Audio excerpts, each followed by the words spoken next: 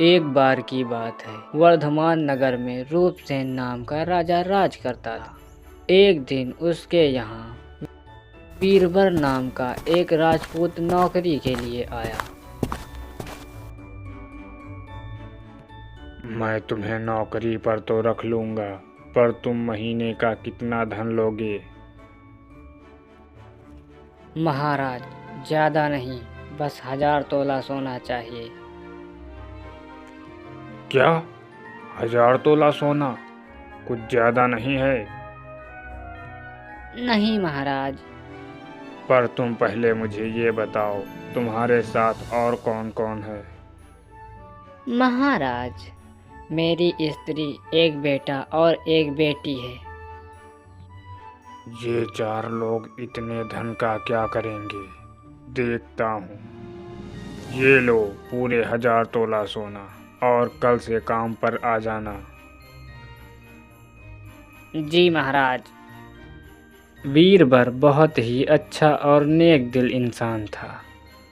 जिस दिन वीरबर 1000 तोला सोना लेकर जाता,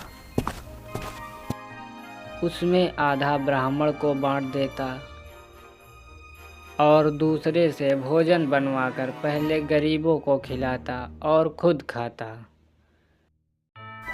वीरबर का काम बस इतना था कि ढाल और तलवार लेकर राजा के कमरे की रखवाली करता था, और राजा को जब भी कभी वीरबर की जरूरत पड़ती तो वह हमेशा हाजिर रहता था। एक बार आधी रात का समय था। राजा को मरघट की ओर से रोने की आवाज सुनाई दी।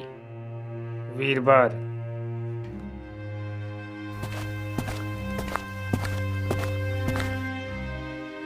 जी महाराज, बताइए क्या आज्ञा है। इतनी रात को हमारे राज्य में कौन रो रहा है और किस लिए रो रहा है? जाओ पता लगाओ। जो आज्ञा महाराज, मैं अभी जाता हूँ।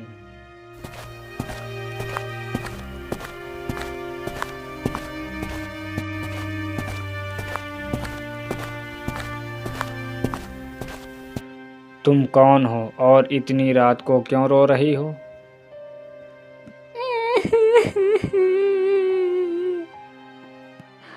मैं राजलक्ष्मी हूँ और रोती इसलिए हूँ कि राजा रूपसेन के घर में अब गलत काम होने लगे हैं और वहाँ अपवित्रता का डेरा पड़ने वाला है। मैं वहाँ से चली जाऊंगी और राजा 1 महीने में दुखी होकर मर जाएंगे। मैं इसीलिए रो रही हूँ। क्या देवी जी, इससे बचने का कोई उपाय है? हाँ है। यहाँ से पूरब में 1 योजन पर एक देवी का मंदिर है। अगर तुम उस देवी पर अपने बेटे का शीश चढ़ा दो तो विपदा टल जाएगी, नहीं तो राजा 1 महीने में ही मर जाएंगे। और अगर तुमने अपने बेटे की बलि दे दी तो राजा की 100 वर्ष की उम्र और बढ़ जाएगी।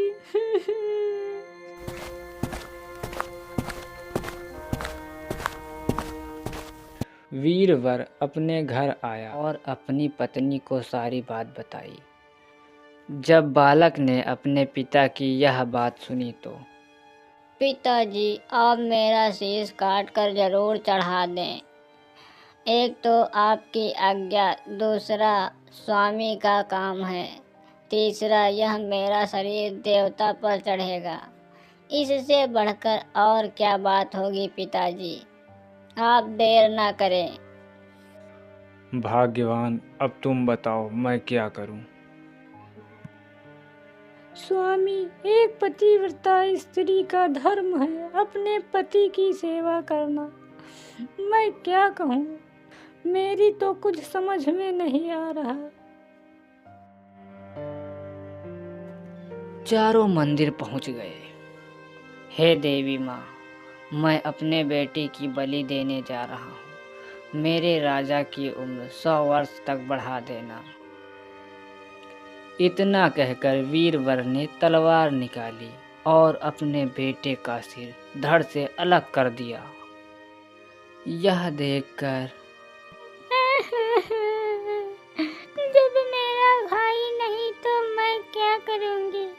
अब मैं किसके साथ खेलूंगी? भैया, मैं भी आपके पास आ रही हूँ। इतना कहकर बहन ने भी अपना गला काट लिया। इसी तरह सभी अपने प्राण त्याग देते हैं। जब यह बात राजा को पता चलती है तो वह भी मंदिर आते हैं और बहुत दुखी हो जाते हैं। मेरे लिए इन निर्दोष 4 प्राणियों की जान चली गई, वो भी मेरी वजह से। ऐसे राज करने से तो धिक्कार है। मुझे तो मर ही जाना चाहिए। मेरा जीवन व्यर्थ है। इतना सोचकर राजा ने तलवार उठाई। जैसे ही राजा ने तलवार अपने गले पर रखी, हे राजन, मैं तुम्हारी साहस और वीरता से प्रसन्न हुई।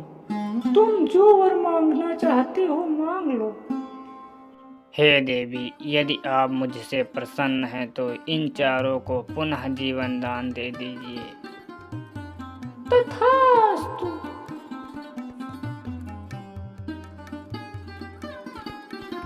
फिर देवी माँ उन 4 को पुनः जीवन दान दे देती है और फिर सभी खुशी खुशी रहने लगते हैं।